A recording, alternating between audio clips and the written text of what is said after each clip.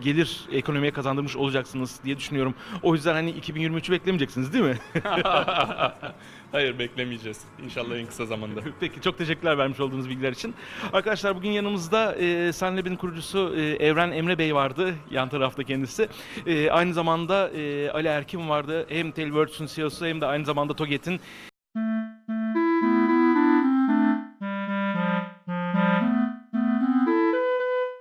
27 Eylül 2012. Tailwords yeni bir video paylaşıyor.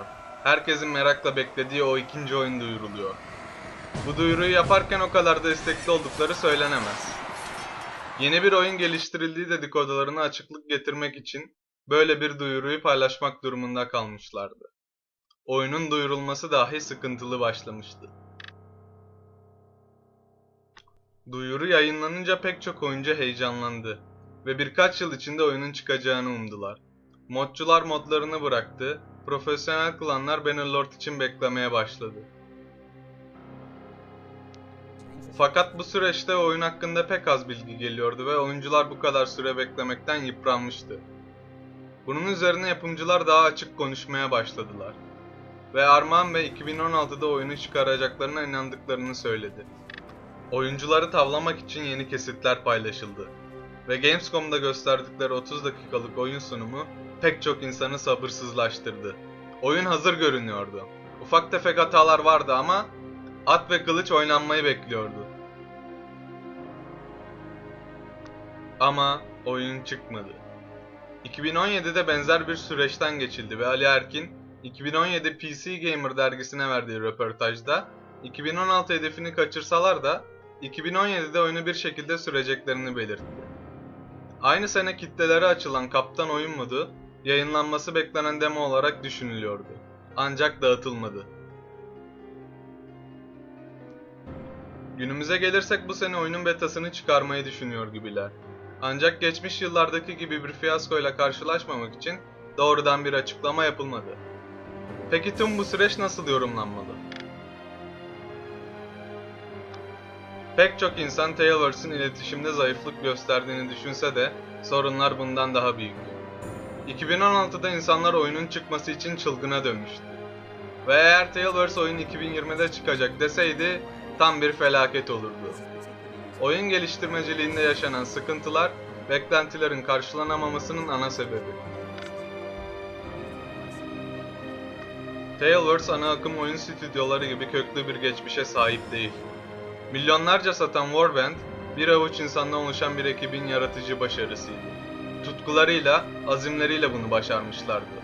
Büyük gruplarla, projelerle bir tecrübeleri yoktur. Sadece bir oyun geliştirmeye çalışmıyoruz, aynı zamanda bir teknoloji platformu da geliştirmeye çalışıyoruz. Bunun da mümkün olduğu kadar kolay kullanılabilir, işte hani modlanması kolay, üzerine bir şeyler geliştirilmesi kolay bir sistem olabilmesi için ekstra bir çaba sarf etmemiz gerekiyor. Bazen yaptığımızı bozup tekrar baştan yapmamız gerekiyor. Geniş çaplı bir projede iş kişisel yeteneklerden çok yönetim ve idareye kayıyor. Bambaşka beceriler. Hangi grup neyi yapmalı, ne zaman yapmalı, kim denetlemeli, hangi gruplar beraber çalışmalı, ne zamana kadar? İletişimde o kadar çok sıkıntı yaşanır ki bu konu hakkında tecrübesi olmayan bir grubun alışması büyük zaman alır. İkinci bir nokta ise Armağan Bey'in at ve kılıcı yaparkenki amatör ruhunu koruması ve dünyaya damga vuracak bir oyun çıkarmak istemesi. Bu mükemmelliyetçilik de önceliklerin belirlenmesinde sıkıntı yaratabiliyor. Kararsızlık ve nelerden ödün verilmesi gerektiği oyun yapımında baş ağrıtan temaların başında geliyor. Yani şimdi bizim oyunumuz biraz karmaşık bir oyun ve biz de biraz belki fazla mükemmelliyetçiyiz. Bu iki faktör bir araya gelince takım süreçler uzayabiliyor. Mesela bir kullanıcı arayüzümüzü biz şu an baştan tekrar yaptık, yani 3 kez. Yakın zamana kadar oyunda çocuk olup olmayacağı, gemi savaşları olup olmayacağı, haritada çok oyuncu olup olmayacağı bilinmiyordu. Bunlara görece geç karar verildi ve oyun belki de yeni şekil almaya başladı. Tabii bu süreç içinde arayüz 3 kere değiştirilmiş, harita ise birkaç defa değiştirilmişti. Bu deneysel yaklaşım, ilerlemeyi durduran ve oyun geliştiriciliğini kısır döngüye sokan bir durum. Daha iyi olsun diye bir özelliği tekrar yapmak, diğer özellikleri de tekrar elden geçirmeye mecbur bırakabilir. Ve sonuçta daha kötü bir tasarım ortaya çıkabiliyor. Bannerlord'da bunun izlerine rastlamak da mümkün. Oyunun arayüzü ve ekranlar incelendiğinde tematik farklılıkların olduğunu, muhtemelen farklı zamanlarda yapıldığını gösteriyor. Bu gibi farklılıkların görev, yazım dili ve oynayışa da derin bir şekilde etki edebileceğini düşünün. Kesinlikle istenilmeyen, oyunun bütünlüğünü zedeleyen bir durum. Taleworks'ün yaşadığı durumu, geçmişte benzer stüdyolar daha ağır bir şekilde yaşadı. Örnek vermek gerekirse, Duke Nukem, benzer bir başarı patlamasıyla amatör bir stüdyonun kurumsallığa adım atma çabasıydı. Ancak beklenen oyun inanılmaz bir vakit aldı ve kötü çıktı. Yapımcılar aynı şekilde idealistti ve istenilen oluncaya kadar bir özelliği değiştirebiliyorlardı. Oyun motoru bu sebeple birkaç defa değiştirilmişti. Sonunda firma iflas etti ve başka bir firma oyunu devraldı. Mükemmelliyetçilikle bu gibi geniş projeleri sonsuza kadar elden geçirebilirsiniz ve halen tatmin olmayabilirsiniz. İstenilen çıkış tarihlerinin tutturulamaması da Taleworks'un mükemmelliyetçiliği kurumsallıktan öne koyduğunu gösteriyor. Bu yaklaşımın oyuna katkılarını oyun çıkınca göreceğiz. Yapımcılardan daha fazla uman ve hayal eden bir kitle varsa o da oyunculardır. Belli bir kitle oyuna henüz para vermediğimiz için Taleworks'un istediğini yapabileceğini, konuşmamamız gerektiğini belirtse de ben buna katılmıyorum. Oyunun bir seveni olarak elbette ki fikir belirtme hakkımız var. Oyuncuların çok yüksek beklentileri var. Bu yüksek beklentileri karşılamak için Evet. yani çok Onlardan yüksek, biri benim, bölüyorum ama Teşekkürler. hemen araya çok yüksek standartta işler çıkartmamız gerekiyor. Ancak pek çok oyuncunun gerçeklikten uzak ve tutarsız beklentileri var. Hiç düşündünüz mü? Zamanında çok tutan ve istenilen yapımlar artık neden devam etmiyor? Ya da devam edenler hayal kırıklığı olabiliyor.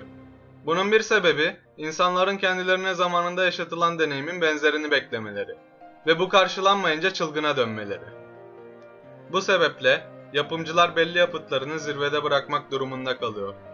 At ve kılıca gelince pek çok oyuncunun inanılmaz beklentileri var. Açıklık getirmek gerekirse At ve Kılıç hem strateji, hem hikaye, hem de aksiyon elementleri içeren bir yapım. Sadece strateji üzerine kurulu oyunlara bakarak benzerlerini istemek ya da hikaye anlamında diğer oyunlarla kıyaslamak oldukça hatalı. Bazı istekler kıyastan dahi uzak. Günümüzün en büyük oyunlarında bile yapay zeka vasatken, Taleworks'tan devrim yapıcı yapay zeka ya da stratejik derinlik beklemek saçmalık. At ve Kılıç, kendi türünü oluşturmuş, kendine has bir oyun. Başka bir oyuna benzemiyor. Onun hitap ettiği kitleye ulaşmak isteyen pek çok oyunsa hüsranla karşılaştı. Bu sebeple sunacakları içeriklere güvenmeliyiz ve beklemeliyiz.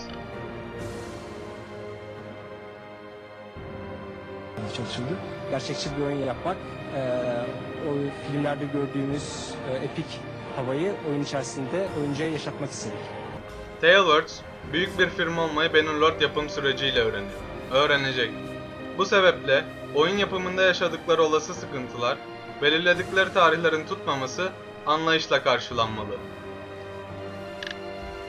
Oyun için halen tutkularını korumaları ve bunun üzerine uğraşmaları en azından takdir edilesi. Her sene aynı oyunun farklı versiyonlarını çıkararak, onlarca ek paket duyurarak oyuncunun cüzdanını hedefleyen firmaların aksine Taleworks oyuncunun kalbini hedefliyor.